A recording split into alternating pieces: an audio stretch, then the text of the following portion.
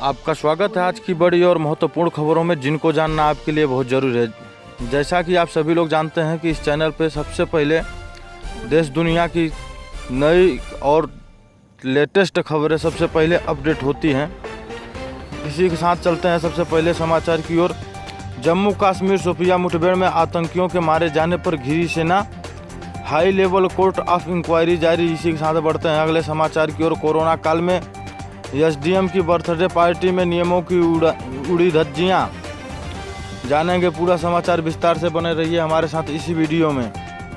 इसी के साथ अगले समाचार की ओर। कश्मीर में आतंकियों से मुठभेड़ में मिर्ज़ापुर का जवान शहीद, एक हफ्ते में पूर्वांचल के दूसरे जवान की शहादत। इसी के साथ बढ़ते हैं अगले समाचार की ओर। अमरोहा में वृद्ध की गला रेत कर हत्या, चारा लेने गए पति को घर में मिली महिला की लाश।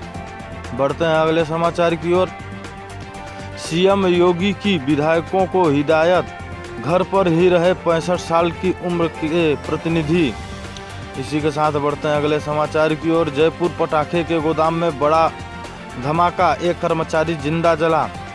इसी के साथ चलते हैं अगले समाचार की ओर। सुशांत सिंह मामले में रिया चक्रवर्ती की याचिका पर कोर्ट में आज सुनवाई। इसी के साथ बढ़ते हैं अगले समाचार की ओर। भारतीय मूल में 17 वर्षीय ब्रिटिश नागरिक से यौन शोषण और मारपीट, 2 आरोपी गिरफ्तार।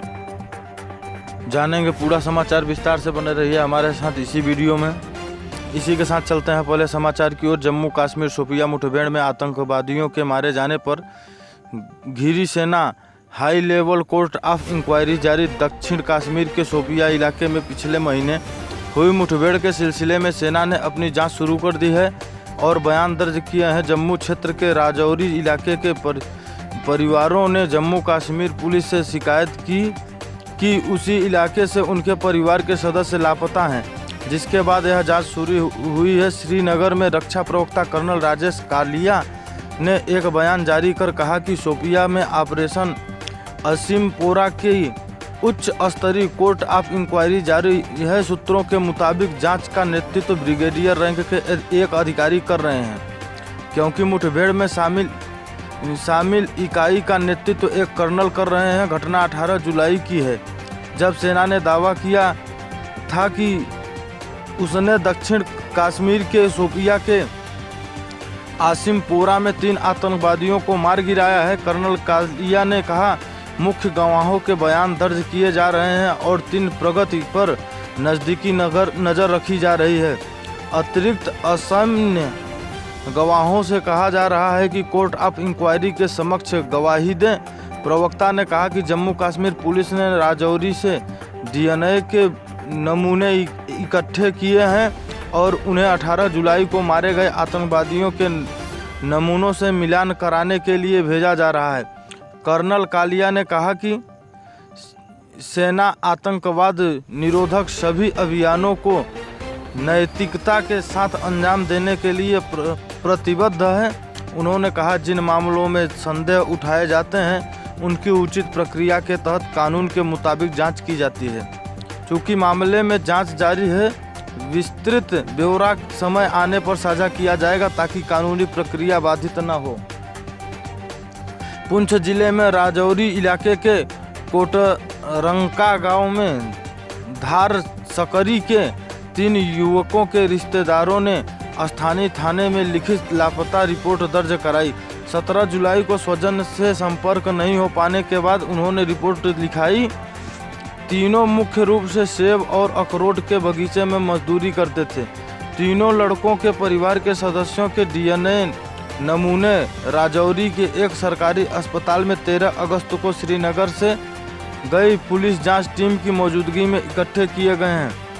इसी के साथ बढ़ते हैं अगले समाचार की ओर। कोरोना काल में एसडीएम की बर्थडे पार्टी में नियमों की धज्जियां उड़ी। कोरोना काल में जब आम आदमी तमाम तरह की पाबंदियों का पालन कर रहा है, तब इस पाबंदियों को लागू कराने के लिए ये जिम्मेदार कुछ अधिकारियों की मनमानी भी सामने आ रही है। ऐसा ही एक मामला कुशीनगर में सामने आया है। वहां के एक एसडीएम पर कोरोना काल के नियमों की अनदेखी कर बर्थडे पार्टी देने का आरोप लगा है। एसडीएम के जन्मदिन समारोह का वीडियो हिंदुस्तान वीडियो की पुष्टि नहीं करता है। वायरल होने के बाद अधिकारियों में हड़कंप मचा हुआ है। 4 मिनट 13 सेकंड के इस वीडियो में साफ तौर पर सोशल डिस्टेंसिंग तार होती नजर आ रही है। सोशल मीडिया पर तेजी से वायरल हो रहे इस वीडियो को लेकर कई तरह की चर्चाएं हैं। कोरोना काल में ऐसी किसी भी पार्टी को मनाने पर रोक लगी है, लेकिन पार्टी में शामिल किसी शख्स को इसकी चिंता नहीं दिख रही है। पार्टी में अच्छी खासी संख्या में लोग शामिल हैं। ज़्यादातर लोगों ने न मास्क लगाया है न सोशल डिस्टेंसिंग का पालन किया है। बताया जा रहा है कि एसडीएम का जन्मदिन 16 अगस्त को था। वीडियो भी तभी का है, लेकिन वीडियो वायरल होने के बाद एसडीएम सहित जिले के तमाम अफसरों ने चुप्पी साध ली है। मंगलवार को दोपहर सोशल मीडिया में वीडियो वायरल होने के बाद लोगों ने इसकी खूब चर्चा हो रही है। लोग सवाल उठा रहे हैं कि क्या कोरोना काल में आम लोगों के लिए ही सोशल डिस्टेंसिंग का नियम है। वीडियो में 1-2 लोगों को छोड़कर किसी के चेहरे पर मास्क नहीं नज़र आ रहा है। सोशल मीडिया में इस वीडियो को लोग जमकर शेयर कर रहे हैं। इसी के साथ बढ़ते हैं अगले समाचार की ओर। कश्मीर में आतंकियों से मुठभेड़ में मिर्ज़ापुर का एक जवान शहीद। एक हफ्ते में पूर्वांचल के दूसरे जवान की शहादत। कश्मीर में बारामूला में आतंकवादियों के साथ हुई मुठभेड़ में सोमवार को मिर्ज़ापुर के रवि सिंह शहीद हो गए। जिगना के गांव गौरा के रहने वाले रवि के घर शहादत की खबर मिलते ही लोगों की भीड़ जुट गई। पूर्वांचल में एक हफ्ते में दूसरा जवान कश्मीर में शहीद हुआ है। इससे पहले बुधवार को पुलवामा में जौनपुर के जिला जीत यादव शहीद हो गए थे। मुख्यमंत्री योगी आदित्यनाथ ने जवान के परिवार को 50 लाख रुपए की आर्थिक सहायता देने की घोषणा की है। डीएम सुशील कुमार पटेल के अनुसार बुधवार को सेना के विमान से जवान का शव बनारस के लाल बहादुर शास्त्री हवाई अड्डे पर लाया जाएगा। इसके बाद गांव आएगा। गंगा घाट पर राजकीय सम्मान के साथ अंतिम संस्कार होगा। जिगना के गौरा गांव निवासी किसान संजय सिंह के 3 बच्चों में रवि इकलौते बेटे थे। इसके अलावा 2 बेटियां हैं। बड़ी रेनू की शादी हो चुकी है, जबकि छोटी कीर्ति की शादी की बात चल रही थी। रवि ने केवल 18 साल की उम्र में 2013 में मध्य प्रदेश के जबलपुर में ग्रेनेडियर रेजिमेंट में भर्ती हो गए थे। फिलहाल 29 RR 13 grenadier regiment Patan Srinagar में ड्यूटी थी। रवि की 2 वर्ष पहले प्रयागराज के कोरांव निवासी प्रियंका के साथ शादी हुई थी। अभी दोनों की कोई संतान नहीं थी। रवि सिंह ने सोमवार को 1:30 बजे अपने पत्नी, फिर मां और पिता से वीडियो कॉल पर बात की थी। पिता ने बताया कि बेटा शीघ्र ही घर आने की बात कर रहा था। अचानक उसने कहा, पापा आतंकवादियों से मुठभेड़ हो गई है, अब मैं ऑपरेशन में जा रहा हूँ। उधर से कॉल कट गई। करीब 2:30 बजे दिन में श्रीनगर में ही सेना में तैनात एक रिश्तेदार ने पड़ोसी को फ़ोन पर शहीद होने की खबर दी। इसके बाद मनहूस सूचना घर पहुंची तो कोहराम मच गया। रवि सिंह की प्रारंभिक शिक्षा सिंगरौली में हुई थी। यहाँ उनके बड़े पिता एक फैक्ट्री में कार्यरत थे। कुछ दिनों बाद रवि सिंह गांव लौट आए और मौनी स्वामी इंटर कॉलेज श्रीनिवास धाम से हाई स्कूल व इंटर की परीक्षा पास की। 96 ब्लॉक के गौरा गांव के नवयुवकों में सेना व पैरामिलिट्री फोर्स में भर्ती होने का एक जज्बा और जुनून है। तभी तो वर्तमान में 5 दर्जन युवक सेना व फोर्स में भर्ती होकर देश सेवा में जुटे हुए हैं। शहीद रवि सिंह के चाचा ब्रिजेंद्र सिंह ITBP में जवान हैं। वे चीन की सीमा से सटे लेह लद्दाख में देश की सरहद पर निगहवानी कर रहे हैं, जबकि इसी परिवार के आदर्श सिंह 1 माह की छुट्टी पर घर आए हैं। वे 23 RR 15 राजपूत बटालियन के सैनिक हैं। पटन श्रीनगर के पास ही नचलान में तैनात हैं। मुट्ठियां खींचते हुए उन्होंने बताया कि आतंकियों का सफाया होने तक चैन से नहीं बैठेंगे। शहीद के पिता को मलाल इस बात की है कि काश उनका एक और बेटा होता तो आतंकवादियों की कमर तोड़ने के लिए उसे भी फौज में भेज देते। रवि सिंह के दादा रणजीत ने कहा कि इस उम्र में पोते का शव देखने की हिम्मत नहीं है। शहीद रवि सिंह के परिजनों की माली हालत ठीक नहीं है। पिता संजय सिंह अपने हिस्से की जमीन में खेती बाड़ी कर परिवार का भरण पोषण करते हैं। सेना में भर्ती होने के बाद बेटा माता पिता का सहारा बन गया था। शहीद के पिता के हिस्से में बमुश्किल 6-7 बीघा जमीन है, वह भी अभी संजय सिंह के पिता के नाम है। संजय सिंह का छोटा भाई जयप्रकाश मुंबई में प्राइवेट जॉब करता है। इसी के साथ बढ़ते हैं अगले समाचार की ओर। अमरोहा में वृद्ध की गला रेत कर हत्या, चारा लेने गए पति को घर में मिली महिला की लाश। थाना क्षेत्र के एक गांव कंजर बसेड़ा में घर में घुसकर वृद्धा की धारदार हथियार से गला रेत कर हत्या कर दी गई है। वारदात के वक्त वृद्धा घर में अकेली थी। पति जंगल में चारा लेने गया था। वापस लौटने पर उसे जानकारी हुई तो होश उड़ गए। फिलहाल पुलिस मामले की जांच में जुटी है। मृतक के बेटे के आने का इंतजार किया जा रहा है। जानकारी के अनुसार क्षेत्र के गांव कंजर बसेड़ा निवासी चायना देवी 60 वर्षीय पत्नी छतपाल मंगलवार सुबह घर में अकेली थी। उसका पति खेत में चारा लेने गया था।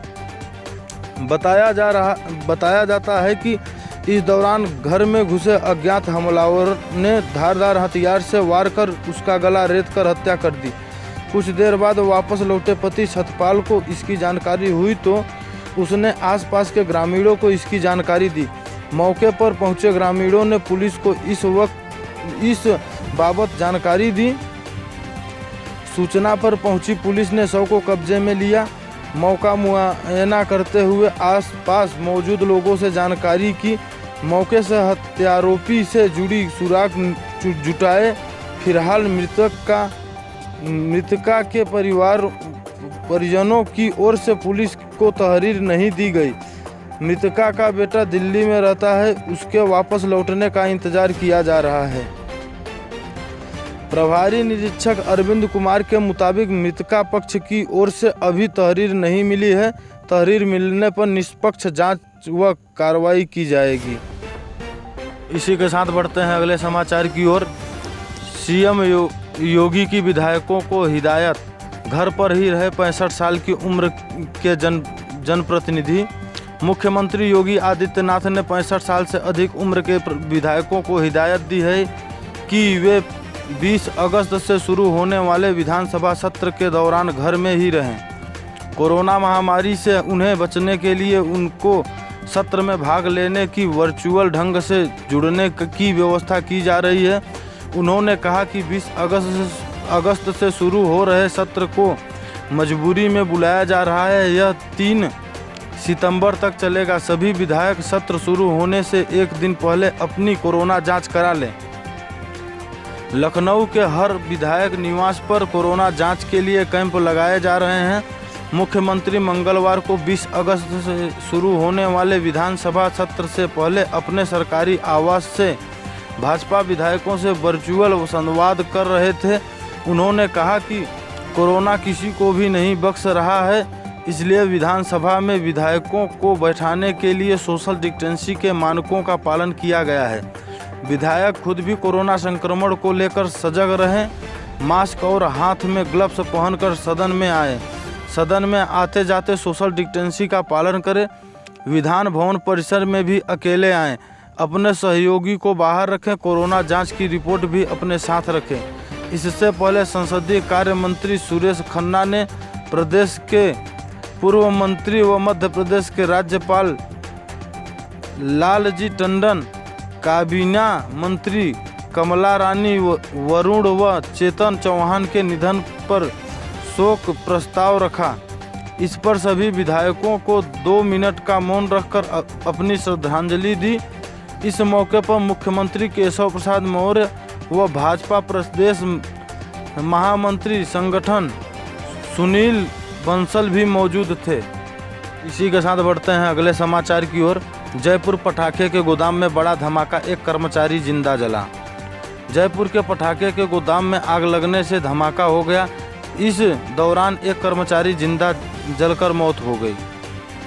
राजस्थान की राजधानी जयपुर में एक पटाखे के गोदाम में आग लगने से बड़ा धमाका हो गया। इस घटना में गोदाम के एक कर्मचारी की जिंदा जलकर मौत हो गई। सूचना मिलते ही पुलिस और फायर ब्रिगेड की गाड़ियां पहुंची। फायर ब्रिगेड की टीम आग बुझाने का काम कर रही है। मिली जानकारी के अनुसार यह घटना सुभाष चौक इलाके की है, जहां एक पटाखे के गोदाम में आग लग गई। आग में झुलसने से एक व्यक्ति घायल हो गया, जिसकी इलाज के दौरान मौत हो गई। पुलिस के अनुसार आग शॉर्ट सर्किट की वजह से लगी है। 5 दमकलों की सहायता से आधे घंटे की मशक्कत के बाद आग पर काबू पाया गया है। इसी के साथ आपका स्वागत है अगली समाचार की ओर। सुशांत सिंह मामले में रिया चक्रवर्ती की याचिका पर सुप्रीम कोर्ट में आज सुनवाई। सुशांत सिंह राजपूत सुसाइड मामले में रिया चक्रवर्ती ने केस को पटना से मुंबई ट्रांसफर करने के लिए सुप्रीम कोर्ट में याचिका दायर की थी। बुधवार की सुबह एससी इस पर फैसला देगा। सुशांत सिंह राजपूत मामले में रिया चक्रवर्ती की याचिका पर बुधवार को सुप्रीम कोर्ट सुनवाई करेगा।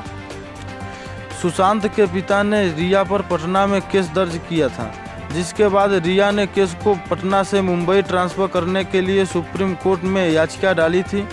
जस्टिस ऋषिकेश राय बुधवार को सुबह 11 बजे इस पर फैसला देंगे। बिहार सरकार भी रिया चक्रवर्ती की याचिका के खिलाफ सुप्रीम कोर्ट गई थी। बिहार सरकार की दलील थी कि इस केस में महाराष्ट्र में निष्पक्ष जांच नहीं हो सकती। मुंबई में पुलिस ने सुशांत के परिवार की एफआईआर भी दर्ज नहीं की थी।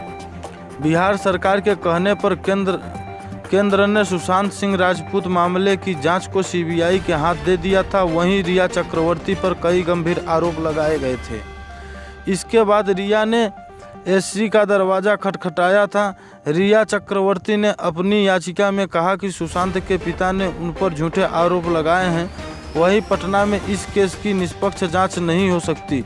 वहां सुशांत के परिवार का पुलिस पर दबाव है। साथ बढ़ते हैं अगले और लास्ट समाचार की ओर। भारतीय मूल के 17 वर्षीय ब्रिटिश नागरिक से यौन शोषण और मारपीट, 2 आरोपी गिरफ्तार। गुरुग्राम के सुशांत लोक पास सोसाइटी में रहने वाले लंदन के किशोर से मारपीट और यौन शोषण के मामले में सोमवार देर रात पुलिस ने 2 आरोपियों को गिरफ्तार किया है। गिरफ्तार किए गए एक युवक की पहचान 20 वर्षीय वाजीराबाद निवासी विशाल के रूप में हुई है। वहीं दूसरा आरोपी नाबालिग है। दोनों आरोपियों ने पूछताछ में बताया कि लंदन के किशोर ने सोशल मीडिया पर उसे गाली दी थी। उसी का बदला लेने के लिए उसके साथ सोसाइटी में 23 जुलाई की रात मारपीट की गई थी। उसका वीडियो भी बनाया गया था। सुशांत लोक थाना प्रभारी ब्रिजेंद्र सिंह ने बताया कि आरोपियों से पूछताछ की जाएगी और यह पता लगाया जाएगा कि इस घटनाक्रम में कौन कौन शामिल है। विशाल ने पूछताछ में बताया कि किशोर ने उसे गाली दी थी। उसी को लेकर उसके साथ मारपीट हुई थी। विशाल ने 12वीं में पढ़ाई छोड़ दी थी, जबकि दूसरे नाबालिग आरोपी ने अभी 12वीं पास की है। वह कॉलेज में दाखिला लेने की तैयारी कर रहा है। ऐप पर हुई थी दोस्ती। लंदन के पीड़ित किशोर के आरोपियों से एक ऐप के जरिए दोस्ती हुई थी। ऐप आपस में सभी बातें करते थे। जुलाई महीने में ऐप ही लंदन के किशोर और किसी दूसरे किशोर के बीच की बात को लेकर विवाद हो गया था। यहीं पे समाचार समाप्त होता है। इसी प्रकार के समाचार को पाने के लिए इस चैनल को सब्सक्राइब करें और ज़्यादा से ज़्यादा शेयर करें। हमें कमेंट करके अवश्य बताएं कि इसमें कहाँ त्रुटि हुई है।